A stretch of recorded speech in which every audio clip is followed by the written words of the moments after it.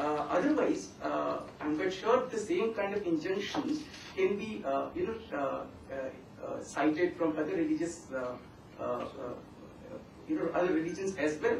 So whether in his larger work, he's also taken consideration of that, or that it's only the Hinduism, which is the primary focus.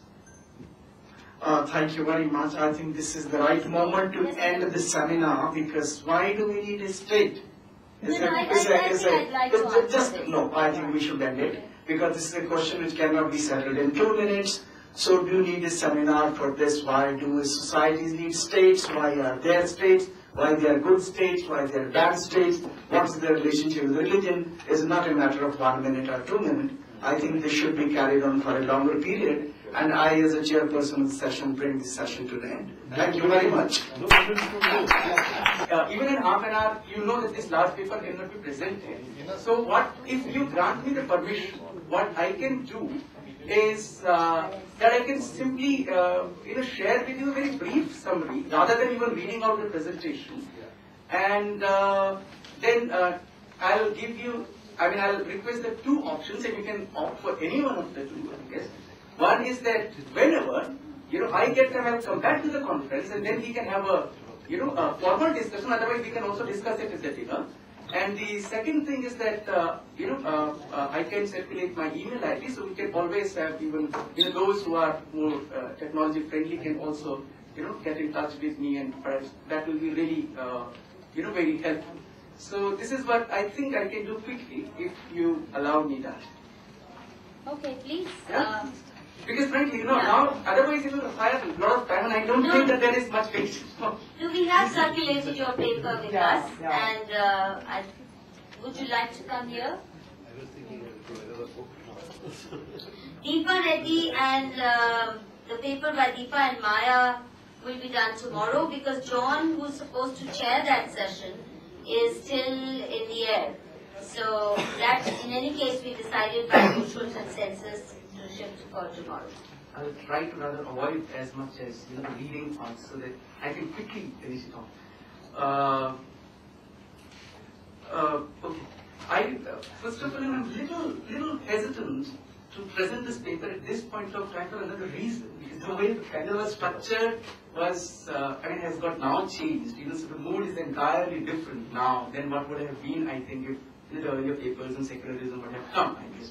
So, and mine is not about the way I understand Hinduism, but it is about a particular kind of representation of Hinduism that existed in a particular kind of area which is generally not talked about. Whenever we talk about education, colonial education, we talk about other kinds of things. So let me just.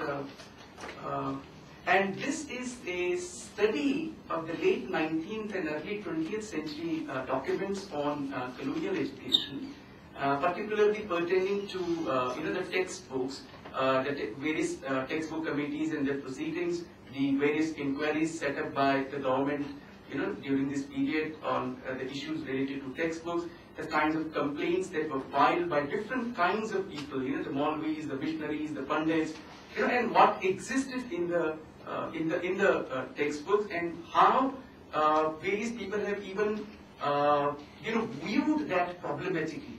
That's, at some occasions, I'll be simply using what how problematic certain textbooks were perceived by certain people, and what does that tell us, about the perception of those people who were associated with colonial education. And I when initially reluctant to rather send my abstract for this conference, but then subsequently I realized that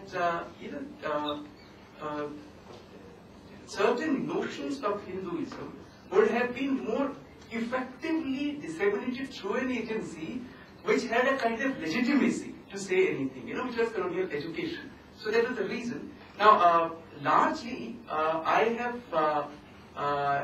used the source material pertaining to the northwest provinces and from Madras Presidency, because the kind of thing that I have worked upon there very often you see, the contrasts between these two. Sometimes I have also taken, examples from other areas. Largely it pertains to that, and less with, the Bengal experience, though with reference to the Calcutta University, I have sometimes used certain documents. Now, in the first section of my paper, I have reviewed certain major historiographical, interventions in colonial education, and including some of the general works in the history of modern India, to actually point out the major shift in the historiography, and also to make a general argument, or to create a theoretical context of the argument that I wish to make in this paper. Now, the three approaches that I have mainly identified